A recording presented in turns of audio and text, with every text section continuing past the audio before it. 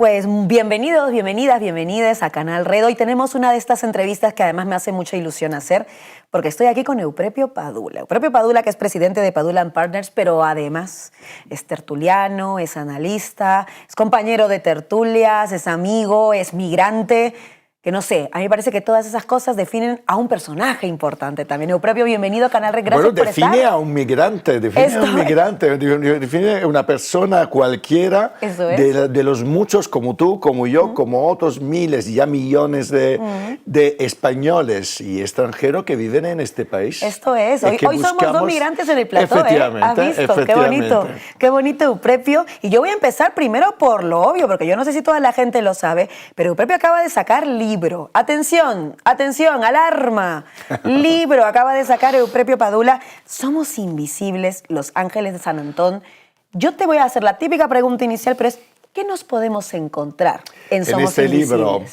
Pues mira, en este libro podéis encontrar tantas historias de personas anónimas, algunos migrantes como tú y yo, que han tenido menos suerte que tú y yo. Seguro. Y muchos españoles, evidentemente. Nos podemos encontrar unas historias que nacen, fíjate, por un momento muy bonito de mi vida, pero también muy duro por lo que representaba. Yo hace 5 años, en la parroquia de San Antón, presenté un libro que se llama Don de Gentes. Es un libro que no tiene nada que ver con esto porque es un libro dedicado a líderes y a mejorar, a formar. Mi empresa se dedica a entrenar a directivos, líderes, también algún político que me apetece que gane elecciones, que no son muchos, a hacer mejor su trabajo y a tener don de gente. De hecho, el libro se llama Don de Gente. Y lo presenté en San Antón, en la iglesia de San Antón, que está en la calle Hortaleza, aunque yo soy agnóstico, porque soy muy amigo de Padre Ángel, le quiero muchísimo por su labor. Entonces, al final de la presentación del libro, se me acerca Alfonso, un sin techo de la iglesia de San Antón, y me dice, Euprepio, me tiene que decir una cosa, ¿por qué escribes solo de gente que triunfa y de gente que tiene éxito? ¿Por qué no escribes sobre mí? ¿Por qué no escribes sobre nosotros? Buena pregunta. Entonces yo le dije, pues tienes toda la razón del mundo. Y además lo tomo como un compromiso, una responsabilidad personal, que mi próximo libro lo dedicaré a ti y a vosotros. Y ahí nació este proyecto que ha tardado a ver la luz, porque me ha costado mucho escribir este libro. Yo entrevisté a unas 30 personas, más o menos, sin techos, además de diferentes países, pero todos un poco en la órbita, casi todos de San Antón, de los que la iglesia de San Antón y sus voluntarios ayudan a sobrevivir. Claro. Y escribí las primeras historias, pero luego me costó, porque realmente cuesta. Las historias que veréis, escucharéis y leeréis en este libro son historias muy duras, por supuesto son muy duras. Son muy duras porque son historias de personas que en un determinado momento de su vida, personas como tú, como yo, personas que, entre comillas, tienen una vida bastante normal. Algunos vienen de familias, si quieres, medio burguesas, otros de familia obrera, otros de familias menos estructuradas, pero a todo le pasa una cosa que te lleva muchas veces a estar en la calle o tener una depresión. Pierdes la red de protección que representa la familia, que representan los amigos. Por lo tanto, para mí, en este libro te puedes encontrar las historias que me parece que todos son muy duras, pero también tienen un tono de esperanza. Pero lo más importante es que yo, de hecho, he querido dar una patada en el estómago a todo el mundo, a todos los lectores, porque quiero que todo el mundo sepa, cuando lee estas historias, que nos puede pasar absolutamente a todo el mundo. Y le puede pasar, efectivamente, le puede pasar a cualquier persona que probablemente ahora mismo nos está viendo, nos está escuchando y cree que jamás le va a pasar. No es verdad.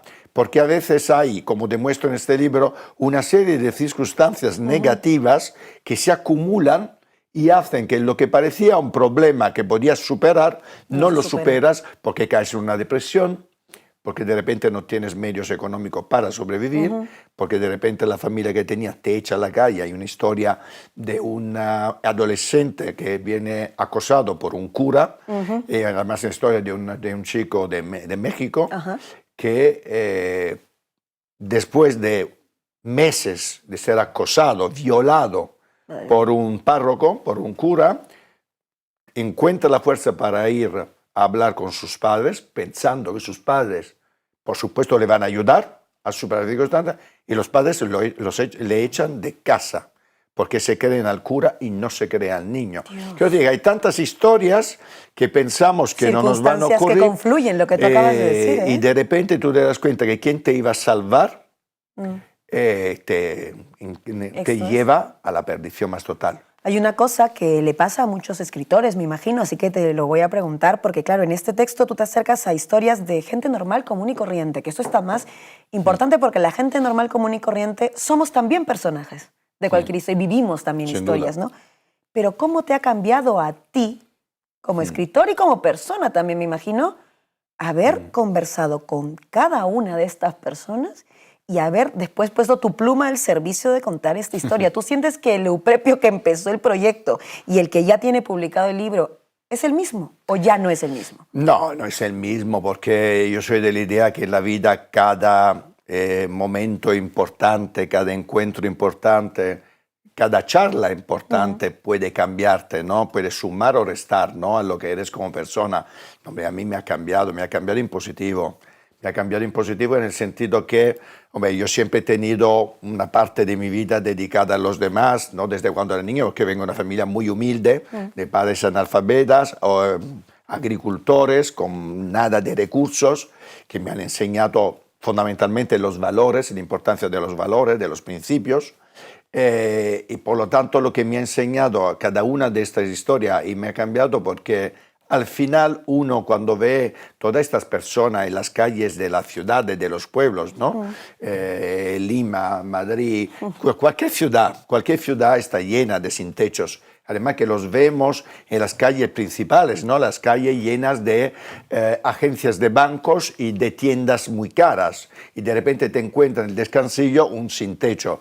Lo que me ha enseñado que estas personas, para empezar, lo más importante que buscan no es tanto ni dinero, ni comida, ni nada. Lo que buscan es una voz, lo que buscan es un abrazo, lo que buscan es un beso, lo que buscan es alguien que les escuche, lo que buscan es recuperar esa dignidad que nuestra sociedad le quita.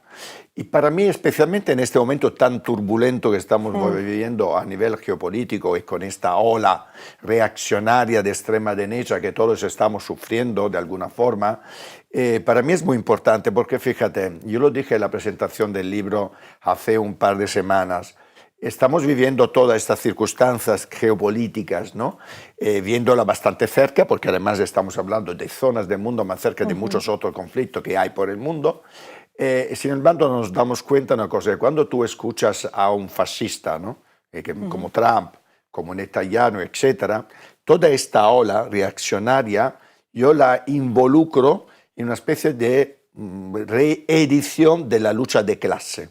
Yo creo que estamos viviendo un momento de lucha de clase, en el momento en el cual tú ves a Milei y a Trump, sus discursos políticos tan sumamente racistas, homófobos, sexistas, machistas, te das cuenta que lo que no le gusta nada, fundamentalmente a la persona diferente, no le gusta nada la diversidad, no le gusta nada la igualdad.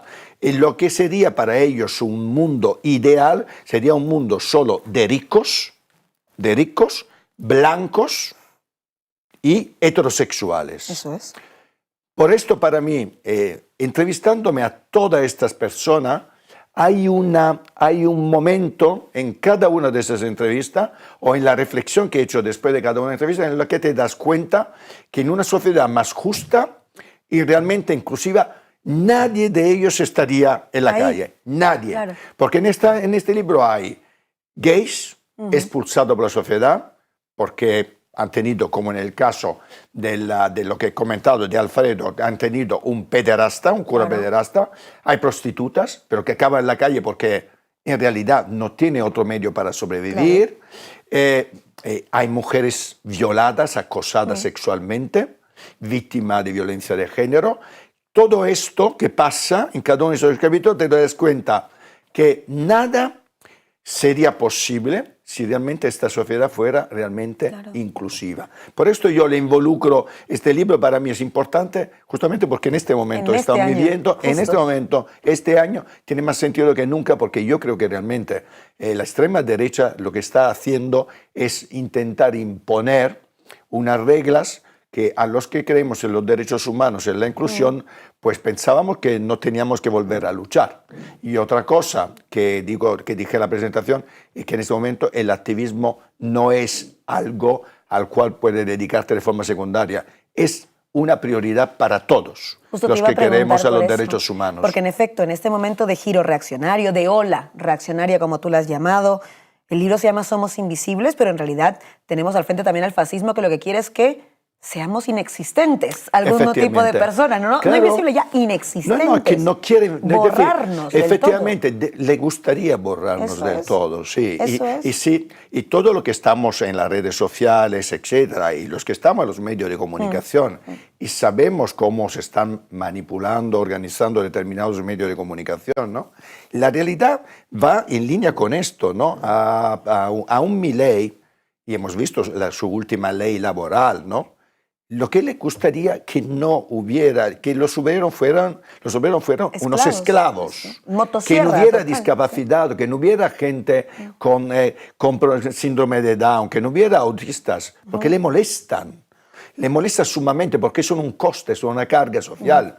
Y para un líder que no quiere que se paguen impuestos y quiere un Estado ya no liberal, para mí una sociedad liberal, socialdemócrata, pero liberal en lo económico, todo puede convivir. Lo que no puede convivir es con una sociedad que quiere esclavismo. Y lo estamos viendo, fíjate, el otro día tuve en una de las tertulias de los programas donde vamos tú y yo, tuve que escuchar en relación a las declaraciones de Rey con el embajador de México, tuve que escuchar a un periodista justificar la colonización. ¿En serio? La colonización. Es decir, bueno, te creo. No solo tengo que escuchar a Ayuso que dice que íbamos a evangelizar. Total. Tuve que escuchar a un señor que decía que hemos llevado cultura.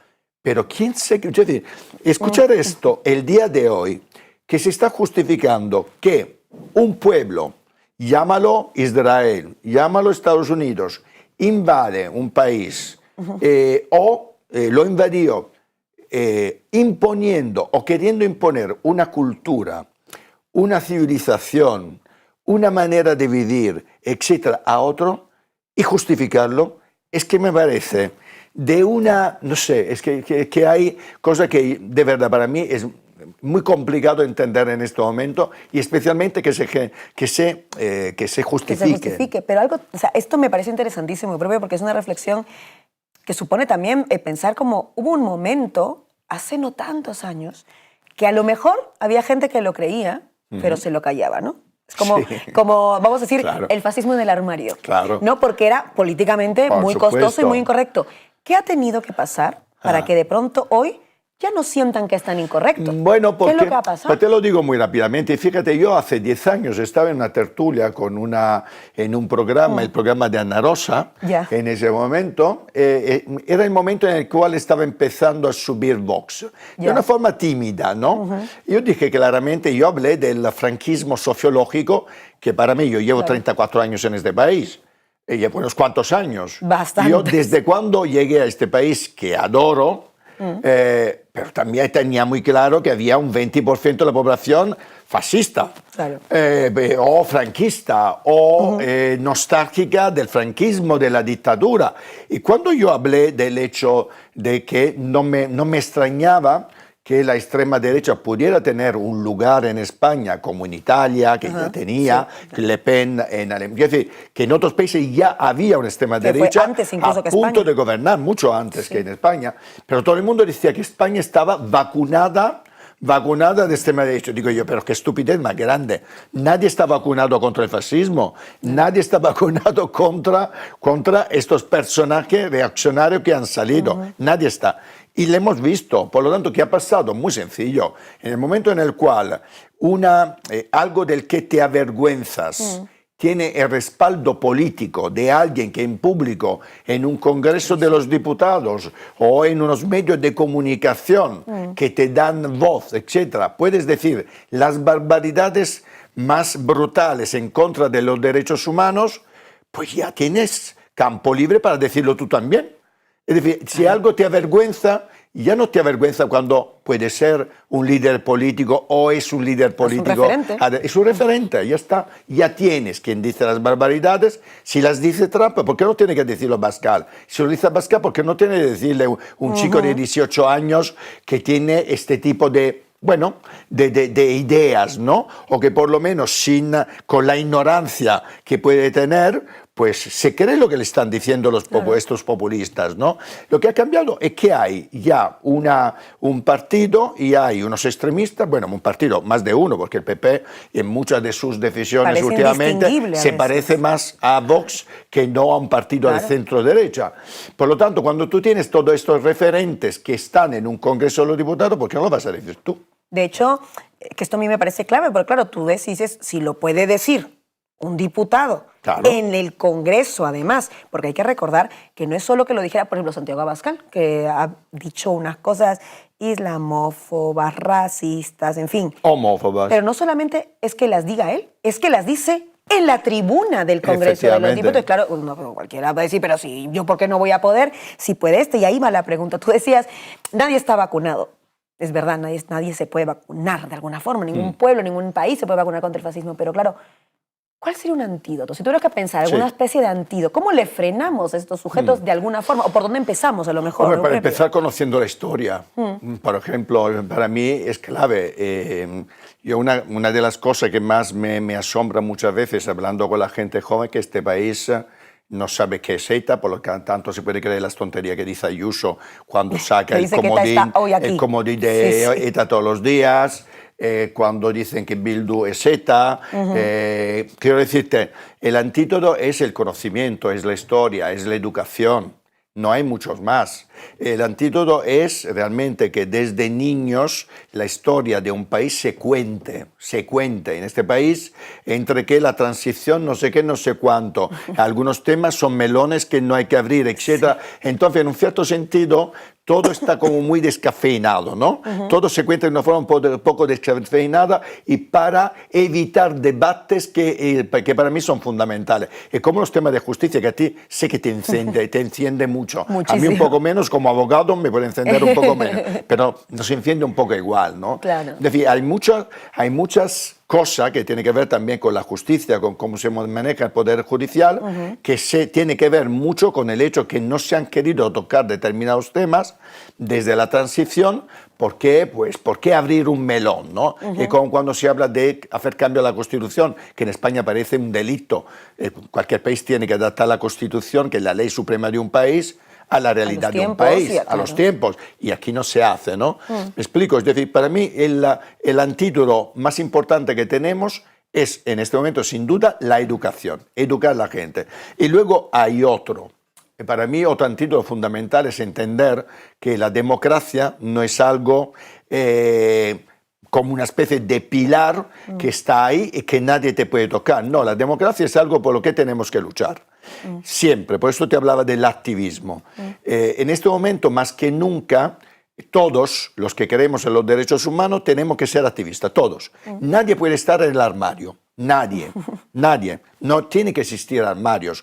¿Por qué? ¿Qué pasa con las redes? Tú lo sabes perfectamente. Las redes, en el momento en el cual tú las dejas en las manos solo de los extremistas, solo de los reaccionarios, pues directamente están contagiando a una parte de la población que, sin embargo, los, entre comillas, intelectuales, y me da igual que sean de derecha o de centro o de izquierda, los intelectuales piensan que no tiene que usarlos o que no tiene que ser activistas porque se sienten de alguna forma un poco superiores, ¿no? Digo yo, pero qué estupidez más grande. Total. Si cualquiera de nosotros puede hacer activismo en su círculo de amigos, de amistades, ¿no? No solo nosotros que tenemos un público, ¿no? Porque tenemos radio, televisión, podcast, etc.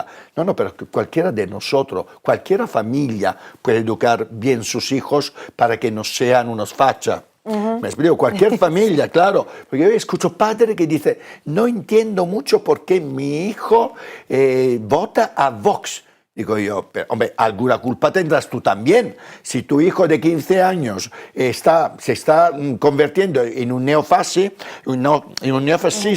con 15 años, 16, sin saber nada de la vida, hombre, alguna culpa tendrás tú en tu educación, no solo el colegio o los amiguitos o lo que sea, ¿no?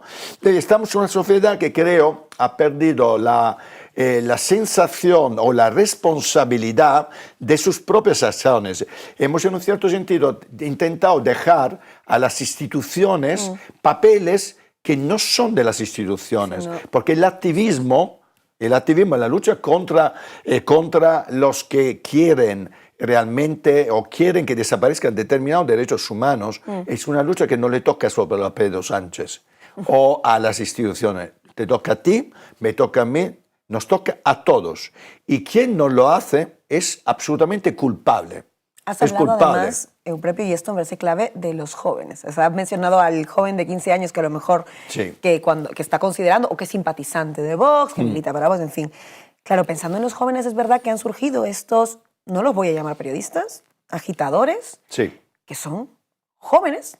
Muchos de ellos pienso directamente en Vito Quiles, puedo pensar en Bertrand Endongo, que además de contar con un micrófono, un altavoz, con presupuesto, entran en las instituciones como en el Congreso con una credencial para hacer preguntas y validar su ejercicio del periodismo, pero que luego también persiguen, por ejemplo, a una compañera hasta su casa como Sara Pérez Santolaya. Por supuesto. ¿Qué hacemos con esto? Hombre. Es una pregunta importante, yo creo, porque es como, ¿qué hacemos con estos Es que la sujetos? respuesta es muy fácil. La respuesta es muy fácil. Aplicar la ley y aplicar el castigo que se merecen este tipo de personajes. Este tipo de personas que deberían estar en la cárcel, no en el Congreso. Alguien que está acosando, como ha acosado a Sara Santolaya, siguiéndola en Radio Televisión Española, siguiéndola con un coche hasta su casa, a la puerta de su casa, que han circulado su teléfono, su dirección, etc. Estos son delitos. Eso es. Y la libertad de expresión no debería amparar nunca el delito. Es decir, estamos en una sociedad en la cual parece que los, entre comillas, malos, tienen libertad de hacer absolutamente lo que le da la gana, incluso cometer delitos, porque saben perfectamente que no le va a caer ningún castigo.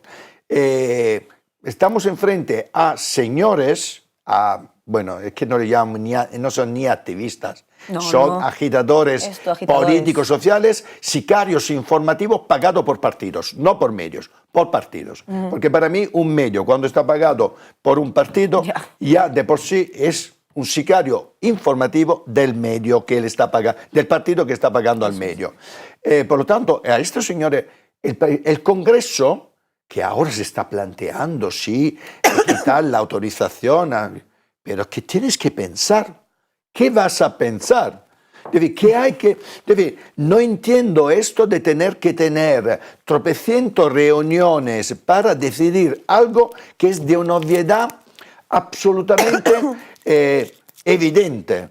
Alguien que entra en un congreso sencillamente para acosar a los adversarios, entre comillas, políticos, debería ser ipso facto expulsado. Y lo siento mucho, yo con esto no tengo ninguna flexibilidad.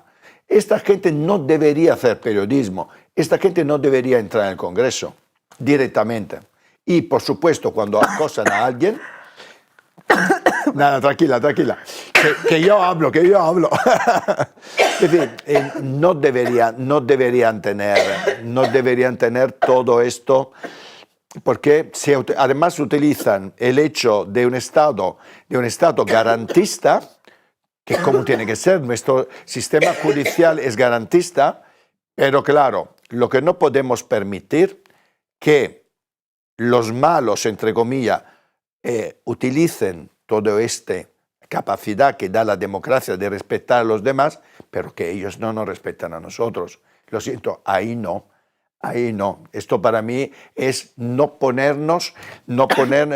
tener equilibrio, porque si tú estás dando libertad total al malo, al acosador, además de forma pagada, está acosando al adversario político, por cierto, sin que nadie lo critique por parte de la derecha, y no me refiero evidentemente a Vox, me refiero también al Partido Popular, que me parece de una ceguedad. Yo creo que realmente son ciegos si no entienden que no criticar a ese tipo de personajes, en realidad le estás haciendo el juego no al Partido Popular, estás haciendo el juego a la extrema derecha. No entenderlo, no criticarlo, para mí es algo absolutamente incomprensible por un partido que quiere gobernar este país. Yo tengo una pregunta que te tengo que hacer porque tú haces análisis político también. Llevamos mucho tiempo pensando si Sánchez dura o no dura. Buena pregunta. ¿Estamos ya en 2026? Sí. Pareciera que dura. Es verdad que hoy que estamos grabando la entrevista, todavía estamos a la espera de lo que va a incluir. Bueno, ya tenemos los 2 decretos que van a tal. Parece que saldrán adelante. Veremos si salen los 2, si sale uno de los 2, pero ¿dura hasta 2027? Bueno, la pregunta no es si dura. Yo me haría una pregunta todavía más ambiciosa. No es solo si dura hasta 2027, que lo tengo bastante claro, que sí. Para mí, si puede ganar las elecciones en 2027, para mí esta es la pregunta todavía más ambiciosa, ¿no? ¿Tienes ahí una cábala? Sí, yo te diría que sí, porque dependerá mucho. Muchos critican a Pedro Sánchez de utilizar la geopolítica o la política internacional como una especie de cortina de humo a sus problemas internos, ¿no? De relaciones con sus socios de gobierno, su caso de corrupción que tiene, evidentemente, se están juzgando. Sí, es verdad que tiene estos problemas, faltaría más, los tiene, son graves además algunos, como los casos de corrupción que todos conocemos, faltaría más. Por lo tanto, uno viendo la situación actual diría que no tiene ni un % de posibilidad de seguir hasta el 2027. De hecho, para la mayoría, según el Partido Popular, desde el 23 de julio de hace 2 años, ya no debería estar porque es ilegítimo, según ellos, ¿no? Pero bueno, es decir, que si uno fuera... si considerara que el sentido común y los hechos que pasan durante una legislatura deberían marcar un poco también el futuro de cada uno de los gobiernos, no estaría ahí Pedro Sánchez, ¿no? Según ellos. Pero ¿qué pasa? Que ahora mismo es bastante imprevisible cómo va a ir desarrollándose todo lo relacionado con la geopolítica. Yo soy un optimista por naturaleza, por lo tanto yo personalmente creo que la situación geopolítica, que ahora mismo es terriblemente cambiante y muy grave, con un cambio de sistema absolutamente total y de orden que tenemos a nivel mundial, yo soy de la idea que en algún momento esta relación Trump-Netanyahu, que es tan criminal y genocida, en algún momento se va a romper, porque al final, para mí, pero esta es mi opinión, Ojalá, Trump tengo muy claro que Trump ha desencadenado todas estas cosas sencillamente para parar su culo, para proteger su culo de los files de Epstein, ¿no? de todo lo que hay en esa... No sé ya cómo llamarlo, ¿no? Porque Epstein, que era, como la mayoría saben ya, un señor muy relacionado con, además de pederasta, muy relacionado con Mossad, evidentemente, y yo supongo que el Mossad, y Netanyahu tiene cogido por los huevos al señor Trump, porque evidentemente yo no me creo que se han destruido files. Los files seguro que los tiene el Mossad y probablemente los tiene también China. Por lo tanto, en algún momento... Esto que está permitiendo a Trump de salvarse y a la vez de destruir el mundo, en la economía, de invadir países, de secuestrar a jefes de Estado, que no me gusta nada como Maduro, no me gusta nada Maduro ni el régimen de los ayatolá. Pero esto no te permite, evidentemente, en contra del derecho internacional, ni secuestrar a un jefe de Estado, ni invadir a Irán y asesinar a sus líderes, y tampoco de invadir, como dice que va a hacer, a Cuba, ¿no? Quiero decir que, como esto para mí podría desencadenarse de alguna forma, soy optimista que Trump no sobrevive al midterms, ¿no? A las elecciones midterms, todo esto al final, Sánchez, que ha sido valiente, y hay que reconocérselo, ha sido el único que se ha enfrentado, ¿no? a la invasión, los ataques a Irán y todo el resto, para mí todo esto le favorece. Guste o no, España, como Italia, son países tremendamente pacifistas, y este es un hecho. ¿Y el pacifismo qué quiere decir? Quiere decir que hay cosas mayores, incluso de lo que no te gusta, la corrupción, etcétera, que desde luego le están favoreciendo. Desde luego que creo que van a crear un caldo de cultivo para que realmente toda la abstención que siempre tiene la izquierda pues no la haya en 2027. Y por lo tanto mi opinión es que si la izquierda por fin deja de jugar a la división y comienza a jugar a la unión, independientemente de las diferencias de opiniones, de los odios personales, etcétera, que hay muchos, si la izquierda, a la izquierda del PSOE, comienza realmente a unirse debajo de liderazgo reales, de gente apasionada. A la izquierda ahora mismo el debate es la división, es que para mí no es el único debate. Para mí el debate de la izquierda es no solo unirse en vez de dividirse, es también apasionarse, volver a ser activistas, volver a llenar las calles, volver a creerse que las redes sociales, así como las domina Vox, puede dominarlas también la izquierda, que vuelva a creer que los jóvenes no los ha fagocitado la extrema derecha. Esta es una mentira. Una mentira. Hay muchos jóvenes, que son clarísimamente de izquierda, pero hay que creérselo, hay que hacer política y hablar por ellos, ¿no? Es decir, si todo esto a la izquierda del PSOE ocurre, y para mí tiene que ocurrir sí o sí, por una cuestión de supervivencia, y Pedro Sánchez sigue jugando muy bien sus cartas, que suele hacer bastante bien, porque se le puede criticar lo que quiera, pero es un animal político que juega con los tiempos como nadie, que maneja muy bien los tiempos. Por lo tanto, si estas dos cosas, ¿no? Se unen, y creo que Pedro Sánchez tiene muy claro que tiene que pasar esto, yo personalmente creo que sí que hay posibilidad de tener un gobierno de izquierda progresista también en los próximos años. Pero, claro, hay que hacer los deberes. Mira, y ahora mismo... Vamos a ver, pero bueno, dejemos el vaso medio lleno. A lo mejor cae antes Trump que Sánchez. Me quedo con esta... Yo creo que sí. Con este deseo, que quién sabe, porque en efecto hay midterms en breve. Euprepio, efectivamente. Ha sido un placer conversar contigo. Gracias a ti por darme este espacio. Y sobre todo, a toda la gente que nos está viendo, no olviden que está el libro de Euprepio Padula, Somos Invisibles, un libro de relatos sobre gente como tú y como yo, normal, común y corriente, a la que le podría pasar cualquier cosa. Si me permites, por supuesto, Euprepio, todo lo que se gana, todos los royalties, los derechos de autor de este libro van a Mensajero de la Paz, es decir, que le van a dar de comer a los sin techo. Por lo tanto, os pido, si no queréis leerlo, no, me da igual, importante que lo compráis, porque todo el dinero que ganamos con esto, que gane yo, el editor evidentemente, pues tiene que sobrevivir, pero el que gane yo, desde luego, va a Mensajero de la Paz, a Padre Ángel y especialmente a los sin techo. Por esto tenéis que comprarlo. Si te faltaba alguna razón, Euprepio te ha dado la última, ya lo sabes, Somos Invisibles está disponible para que la puedan comprar. Euprepio, muchísimas gracias por haber estado con nosotras. Ha sido un auténtico placer, nos vemos en otros platos. Nos vamos a ver en muchos otros platos y con la gente que nos está viendo, hasta la próxima.